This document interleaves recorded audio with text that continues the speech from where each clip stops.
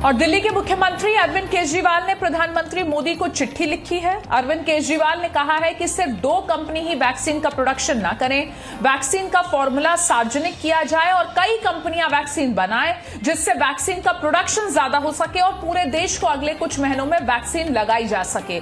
तो ये चिट्ठी लिखी है अरविंद केजरीवाल ने प्रधानमंत्री नरेंद्र मोदी को, जिसकी हम आपको एक कॉपी दिखा रहे हैं। जो चिट्ठी है वो दिखा रहे हैं दिल्ली के मुख्यमंत्री अरविंद केजरीवाल की। ये प्रधानमंत्री के नाम चिट्ठी है। उससे पहले उन्होंने एक प्रेस कॉन्फ्रेंस भी की, संबोधन करते हुए बोले कि मेरा एक सुझाव है कि देश में सिर्फ 2 कंपनी ही वैक्सीन का प्रोडक्शन ना करें, वैक्सीन का फॉर्मूला पब्लिक कर दिया जाए ताकि कई और इंटरेस्टेड कंपनियां भी वैक्सीन बनाएं और जल्द से जल्द ज्यादा से ज्यादा लोगों तक वैक्सीन पहुंच सके, वैक्सीनेशन पूरे देश का अगले कुछ महीनों में हो जाए। मैं आज एक सुझाव देना चाहता हूं। वैक्सीन बनाने का काम केवल 2 कंपनियां ना करें, कई कंपनियों को वैक्सीन बनाने में लगाया जाए।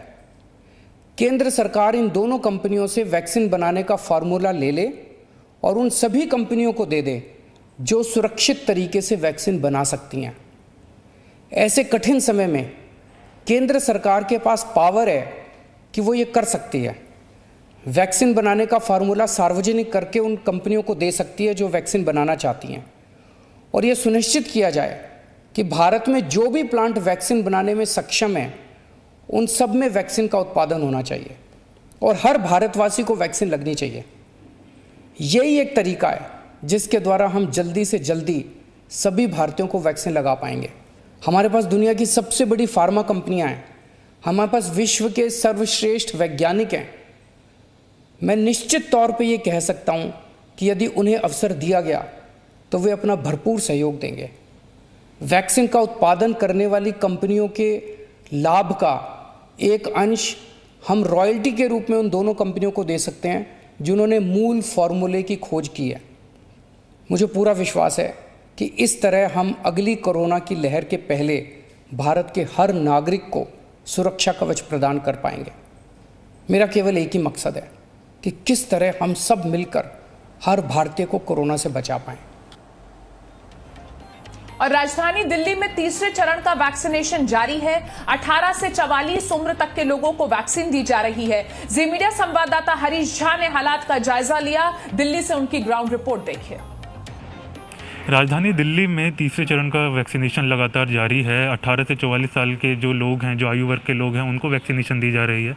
इस वक्त हम मौजूद हैं दिल्ली के नारायणा विहार इलाके में, जहां 18 से 44 साल के लोगों को वैक्सीन दी जा रही है। हमारे साथ जो इस पूरे इसको जहां पे साइट पे जो मॉनिटर कर रहे हैं वो हैं, उनसे बात करते हैं। डॉक्टर साहब नमस्कार। नमस्कार। तो ये पूरे प्रोसेस को आप एक बार हमें ये समझा दीजिए कि किस तरीके से यहाँ पे चीज़ें चल रही हैं, किस तरह के हालात हैं यहाँ पर।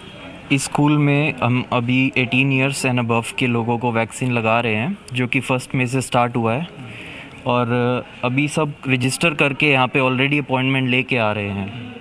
तो पहले हम यहाँ पे वेरीफाई करते हैं उनकी रजिस्ट्रेशन डिटेल्स और उनका आईडी कार्ड, उसके बाद डोज़ लगती है। तो मोस्टली अभी 1 मई से स्टार्ट हुआ है तो सबको फर्स्ट डोज़ ही लग रही है। हम यहाँ पे कोविशील्ड वैक्सीन यूज़ कर रहे हैं जिसकी 2 डोजेज़ लगती है। और उसके बाद हम ऑब्जर्वेशन में रखते हैं for every person it's necessary, क्योंकि कोई एडवर्स इफेक्ट 30 मिनट के लिए रखा जाता है। हाँ, टू बी सेफ 30 मिनट के लिए हम रखते हैं। And if there is any adverse effect, कोई साइड इफ़ेक्ट आता है, फॉर एग्जांपल एलर्जिक रिएक्शन, तो हम फ़ौरन फर्स्ट एड प्रोवाइड करते हैं। एंड अगर ज़रूरत पड़े तो हम हॉस्पिटल में पेशेंट को ट्रांसफ़र करते हैं। तो क्या ऐसी कोई ज़रूरत पड़ी है अभी इन दिनों में कि किसी को साइड इफ़ेक्ट ऐसा आया हो कि जिसको अस्पताल में भर्ती करना पड़ा? नहीं, अभी तक वैक्सीन प्रूव हुई है पूरी सेफ़। कोई भी साइड इफ़ेक्ट्स अभी तक नोट नहीं हुए हैं। बट वैक्सीन के बाद फर्स्ट डे में हो सकता है कि फ़ीवर आए, विच इज़ टोटली नॉर्मल। वो कोई भी वैक्सीन का रिएक्शन होता है, उसके लिए पेशेंट्स को कोई घबराने की ज़रूरत नहीं है। किसी भी इंडिविजुअल को घबराने की ज़रूरत नहीं है, वो नॉर्मल रिएक्शन है। तो क्या लोगों का किस तरीके से अप्रोच है इसकी तरफ कि लोग लगातार आ रहे हैं वैक्सीनेशन के लिए? लोग लगातार आ रहे हैं पर डे। यहाँ पे एट प्रेजेंट 2 साइट्स हैं वैक्सीनेशन की, और दोनों साइट्स 300 डोजेस लगा रही है। 300 इंडिविजुअल्स को हम कवर कर रहे हैं डोसेज। तो हम आपको यहाँ की तस्वीरें बता देते हैं कि क्या हालात है यहाँ पर। आप सबसे पहले आप आएंगे तो आपको सबसे पहले आपके जो रजिस्ट्रेशन आपने कोविन पोर्टल पर किया है वो वेरीफाई किया जाएगा। यहाँ पर वेरिफिकेशन प्रोसेस है, यहाँ पर आप आएंगे, सबसे पहले आपका रजिस्ट्रेशन डिटेल पूरा वेरीफाई होगा, उसके बाद आपको वैक्सीनेशन के लिए भेजा जाएगा वेट करने के बाद, और यहाँ पर आपको वैक्सीनेशन दिया जाएगा। और वैक्सीनेशन देने के बाद आपको बताया जाएगा कि आपको कौन सी वैक्सीन दी जा रही है। फ़िलहाल इस सेंटर पर कोविशील्ड की डोज दी जा रही है दोनों, और कोविशील्ड की डोज देने के बाद आपको बताया जाएगा कि अगर आपको बुखार आता है तो आपको क्या करना है, और अगर किसी तरीके की कोई और परेशानी होती है तो क्या करना है उसके लिए। उसके बाद यहाँ पर 30 मिनट के लिए ऑब्जर्वेशन एरिया है जहाँ पर आपको रखा जाता है 30 मिनट के लिए, और लगातार मॉनिटर किया जाता है कि किसी तरीके का कोई साइड इफ़ेक्ट तो नहीं आया किसी के ऊपर। तो इस बात का बहुत ध्यान रखा जाता है कि वैक्सीन लगाने के बाद लोगों के ऊपर किसी तरीके का कोई साइड इफ़ेक्ट आया है कि नहीं। हल्का बुखार और बॉडी पेन, बॉडी एक के लिए बताया जाता है यहाँ पर कि आपको क्या लेना है, किस तरीके से मॉनिटर करना है अपनी बॉडी को। लोग लगातार आ रहे हैं वैक्सीनेशन के लिए, लोगों में लगातार उत्साह बना हुआ है। 18 से 44 साल के वैक्सीनेशन के लिए आपको कोविन पोर्टल पर रजिस्टर करना है खुद को, जिसके बाद आपको एक जगह दी जाएगी, जगह पर आपको जाना है और अपनी वैक्सीन लगवानी है और कोरोना को हराना है। हरीश झा, जी मीडिया, दिल्ली। और दिल्ली के बाद अब बात मुंबई की करते हैं। मुंबई मॉडल की सबसे अहम कड़ी है वैक्सीनेशन। मुंबई के दादर वैक्सीनेशन सेंटर पर वॉक इन ड्राइव में पहली डोज लेने के लिए रजिस्ट्रेशन के साथ ही टाइम अलॉटमेंट भी जरूरी है। इसके अलावा आप अपनी कार में बैठे बैठे ही वैक्सीन ले सकते हैं। जी मीडिया संवाददाता अंकुर त्यागी की मुंबई से ग्राउंड रिपोर्ट देखिए। मुंबई में लगातार जो नंबर हैं पॉजिटिव लोगों के हर दिन के हिसाब से घटते आ रहे हैं। पिछले 24 घंटों में जो नंबर्स आए हैं वो महज 1700 लोग पॉजिटिव हुए हैं।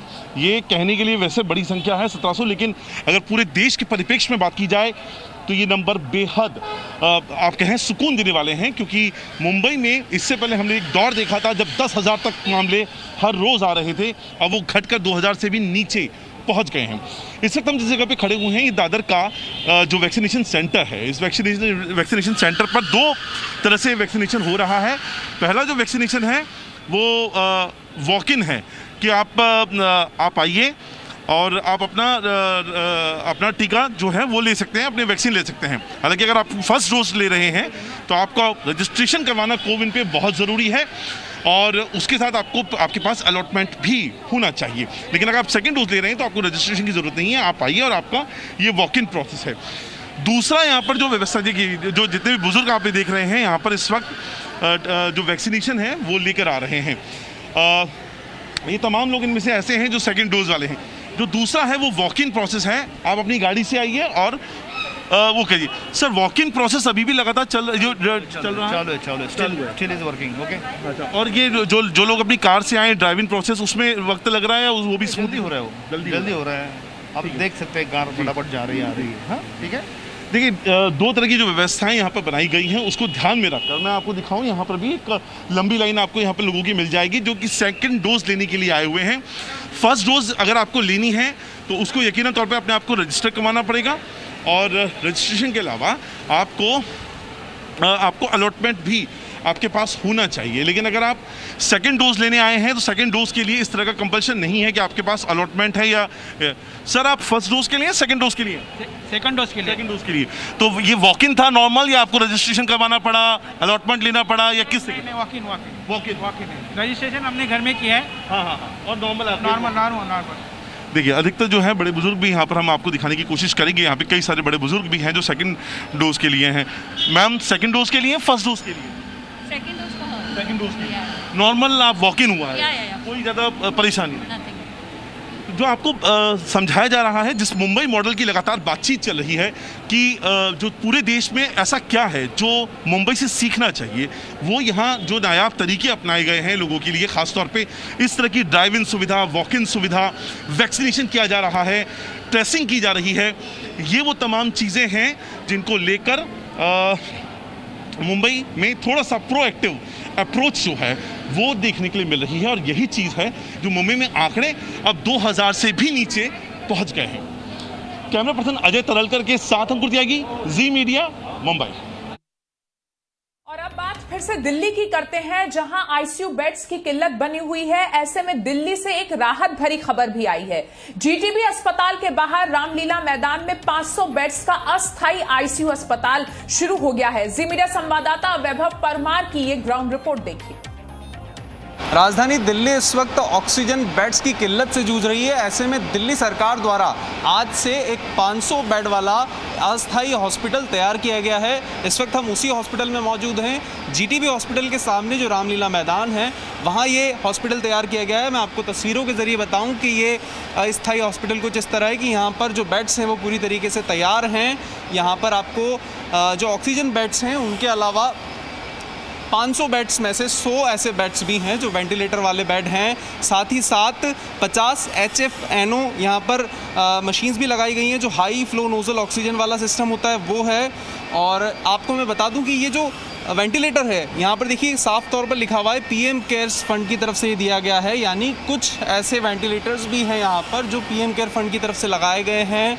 यानी राज्य सरकार और केंद्र सरकार दोनों की तरफ से सहयोग मिल रहा है और इसी को अब जो है बढ़ाते हुए ये अस्थायी हॉस्पिटल तैयार किया गया है। कल खुद मुख्यमंत्री केजरीवाल और दिल्ली के स्वास्थ्य मंत्री सत्येंद्र जैन इस अस्पताल का दौरा करके गए थे और एक और अस्पताल की उन्होंने बात कही जो लोकनायक जयप्रकाश अस्पताल जो है LNJP उसके सामने बड़ा रामलीला मैदान है, वहाँ पर भी 500 बेड्स का ऐसा ही अस्थायी अस्पताल तैयार हो रहा है। उन्होंने उम्मीद जताई है कि किस तरीके से अब 500 बेड यहाँ और 500 वहाँ होने से 1000 बेड्स जो है वो अवेलेबल होने से अब दिल्ली में ऑक्सीजन बेड्स और वेंटिलेटर्स की वजह से तो लोगों को परेशानी नहीं होगी। जो कोविड के मरीज़ हैं उन्हें परेशानी नहीं होगी। मैं आपको बता दूं कि ये अस्पताल तैयार होने से कहीं ना कहीं एक राहत वाली खबर ज़रूर है दिल्ली वासियों के लिए, क्योंकि बहुत समस्या आ रही थी काफ़ी समय से कि किसी तरीके से लोगों को ऑक्सीजन बेड नहीं मिल पा रहे हैं। अगर बेड मिल रहा है तो ऑक्सीजन नहीं मिल पा रही है और जिन्हें ऑक्सीजन बेड से वेंटिलेटर पर शिफ्ट करना है उन्हें वेंटिलेटर नहीं मिल पा रहा है, ICU बेड नहीं मिल पा रहे हैं। तो ऐसी समस्याओं से निजात पाने के लिए फौरी कदम उठाया गया है और आपको बता दें कि बीते 10 दिनों में ही इसे तैयार किया गया है। इसके बाहर कई ऑक्सीजन टैंकर्स भी जो अस्पताल के बाहर कई टैंकर्स भी खड़े किए गए हैं ताकि किसी वजह से अगर यहाँ पर ऑक्सीजन की भी किल्लत आती है तो वहाँ से भी जो है ऑक्सीजन की आपूर्ति की जा सके। और ये कहीं ना कहीं एक अच्छा कदम है जो दिल्ली सरकार ने उठाया है। लेकिन एक अच्छी बात इसमें यह है कि PM केयर फंड की तरफ से भी जो वेंटिलेटर मशीन्स हैं वो भी यहाँ पर आई है। तो इस तरीके के कदम उठाए जा रहे हैं। आज 3 से 4 बजे के बाद इसकी शुरुआत हो जाएगी। यहाँ पर पेशेंट्स को तैयारी पूरी कर ली गई है और पेशेंट्स जो आएंगे कोरोना मरीज़ के उन्हें यहाँ पर भर्ती करना शुरू कर लिया जाएगा।